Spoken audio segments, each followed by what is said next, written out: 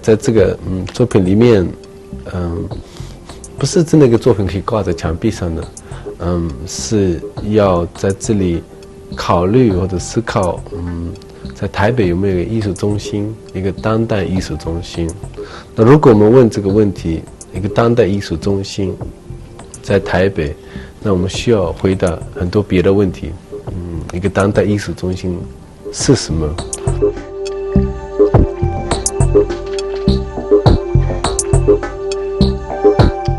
这次在这里展览的不是一个怎么说，一种 classical 的一个作品，不是说因为你刚才问我一样是不是一个片或者什么。那这次展览的自己是一个提案，自己是一个问题，是一个 invitation 对别人，一个 proposal。这个作品名字叫一个当代艺术中心台北提案，听起来有点复杂，但是我希望这个 title 自己是一个问题，所以在这个作品里面，不是真的一个作品可以挂在墙壁上的，是要在这里考虑或者思考，在台北有没有一个艺术中心，一个当代艺术中心？那如果我们问这个问题，一个当代艺术中心在台北，那我们需要回答很多别的问题。一个当代艺术中心是什么？或者我们希望对一个当代艺术中心是什么？是一个独立的空间，国家或者一个大公司没有 direct control，或者是怎么样的一个？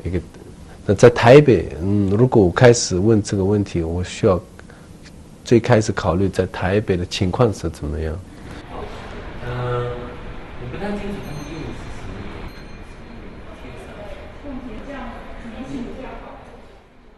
么。比如说，在台北以前有什么这样的艺术空间？不管现在，如果我们讨论"中心"这个字，不是说现在一定要大，或者一定要 fulfill 什么 requirements， 也可以重新考虑一下一个艺术中心或者一个艺术空间是什么东西。那我们的最开始的 research 是讨论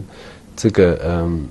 在台北或者在台湾最近几年10年20年有什么空间对当代艺术。那他们每次有一个这样的空间，你会在考虑是他们为什么出来的，为什么改变了，是在哪里，怎么样，他们的区别跟别的空间是怎么样，他们是独立还是不是独立这样的问题。So basically, the project started of thinking of different models of art centers. 那如果我们说，我最开始问的问题，如果台北没有一个当代艺术中心，或者没有一种我们讨论的问题里面，那也需要问为什么没有，或者为什么情况是这样 ，politically, financially, culturally, local conditions 这样的东西也需要 research。那在这个想法里面，需要问，那一个艺术中心可以是什么样，能或者会是一个什么东西 ？So I realized I would have to start to do a research first. 所以我决定先做研究。But the problem is I don't read Chinese. 但是问题是我看不懂中文。So I needed to produce or create a group of people. 所以这个我有兴趣来到台北，为了做一个双年展。他们请我也自己没有真的有兴趣展览一个东西挂在墙壁，那就走了。因为我们常常在双年展里面，因为双年展这个名字自己就是每个2年一次，那每个2年一次有很多 attention， 有很多大家都是往一个电影明星看的感觉，所以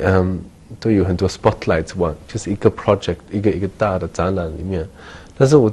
所以这个提案这个作品自己不一定是靠这样的 spotlight， 或者不是靠这个 spotlight， 也是在考虑一种很平常的展览情况里面。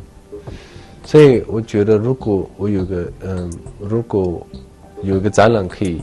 提出来一个这个作品，那就是在一个双年展里面最好。